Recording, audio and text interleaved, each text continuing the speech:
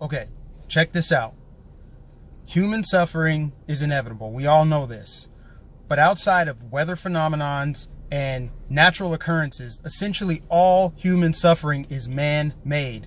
Look throughout human history. Go back to the Greek Empire, the Roman Empire, go back to biblical times, and human suffering was man-made. When man tries to play God, humans suffer. Look at Venezuela. Look at women in the Middle East. Look at all of the starvation and violence and crime. All of those things are microcosms of an assembled power structure designed to take away freedoms and control others. When I think about what's going on in Paris right now, don't think for 1 second it can't happen here. First and foremost, this can absolutely happen in the United States. But when I think about what's going on in Paris or in France and all over Europe, really, it is because man wants to play God. You think about Macron, he wants to raise the gas tax up there because humans believe that we can control the universe. We believe we can control the atmosphere, the environment.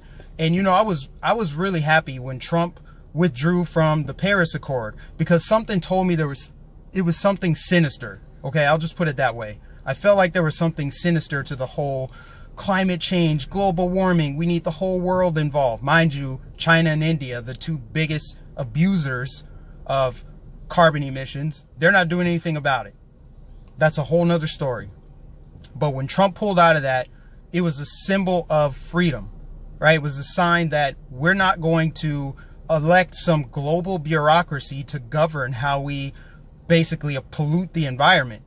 You know, so the fact that humans believe that we can control something made by God is all the more reason why I say Americans need to really, really pay attention to see what's going on in France, because it's going to happen here if we let the already bloated state get bigger.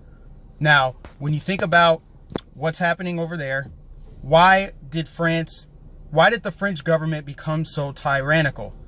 It's because the French people slowly but surely began giving away their rights. Think about it. They don't have the right to bear arms. They barely have the right to free speech, and they're being taxed out of the ass.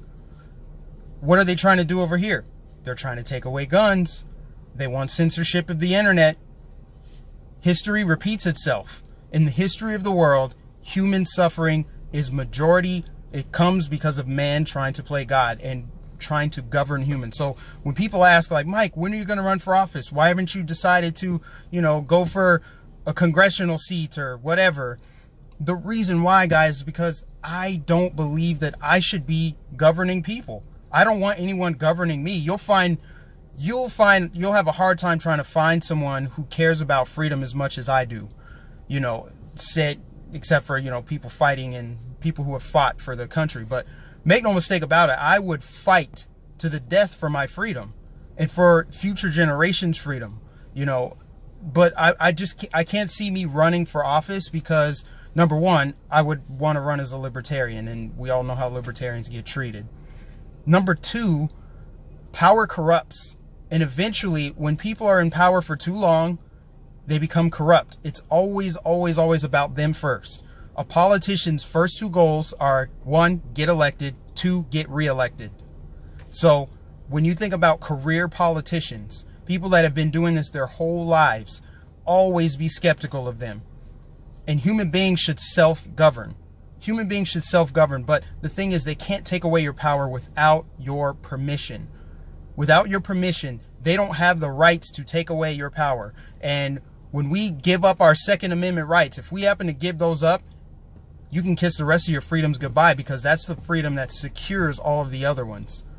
So I don't do this to just be just like every other YouTuber and just comment on daily news. I'm looking at it from a bigger picture. I'm looking at my perspective is much broader. No offense to anybody else. I'm not trying to take jabs at them, but I'm saying, I'm digging deeper. I'm looking at, okay, what is this? What is this that's going on in France? Why is this happening? You know, people would be fine to just be left alone. Whatever happened to live and let live? But the government wants to tell people how to live their lives. And for people that want to speak out against it, people who will stand up to that, they get thrown in cages. They get their hard-earned money taken away. you know, they essentially will get replaced by someone who doesn't already have freedom, and so they're less likely to fight back, or the person who's fighting back will get taken out. It's essentially how it works. And don't think for 1 second, guys, like I said, it can't happen here. If you look at global politics, if you look at what's going on in China with their social credit system, where if you jaywalk, all of a sudden you can't take the bus or you can't fly out of the country and you get publicly shamed on a billboard. Google's working with them. Google has built all of their search engines and algorithms. They're controlling information over there. You know, in the UK, you can go to jail for mean tweets. You can go to jail for, you know, reporting on the migrant crisis, and it's happening around the world. So America is the last stronghold for that freedom. So the reason why I wear all this red, white, and blue is because the American flag is a symbol of freedom. It's symbolic. You think about how people try to tell me, you're black, this country's not for you, and da-da-da-da-da. And why are you wearing that? You're doing it for the white man, and all the nonsense, all the jabs, all the ad hominem attacks people make on me. I wear this because it's telling the world, you can't tread on me. It tells everyone else, you can't tell me what to do. You don't control me. I was not put on earth for your approval and for your permission to live my life as a sovereign, free-thinking individual. I can express myself how I want. I can say what I want. I can do what I want, so long as I don't tread on the rights and freedoms of someone else. That's how it should be. That is how the world should operate. You know, not to toot my own horn, but let's imagine for 1 second if even 50% of the people in our country thought and believed and said what I just said. It would be impossible for Democrats to regain power and, you know, expand the state and take away freedoms and start to, you know, make decisions for people and raise taxes. It just wouldn't be possible. It doesn't happen that way because people like me are so dangerous to the status quo. People are born into the world. Think about this, okay? People are born into the world with, you know, the world imposing its will. And so many people just submit to it. They just assume, like, that's how it is. That's how it's going to be. So I'm not going to fight it. I'm going to take the path of least resistance. No, you should be fighting it tooth and nail from the very beginning. You'll be spending your whole life fighting for freedom, for your own individual rights and liberties, for the ability to make your own decisions, decide what's best for you and your family. You know, the right to protect yourself. These are rights. These are God-given rights. You have the God-given right to express yourself freely, protect yourself, and live a prosperous life. It's your divine nature as a human.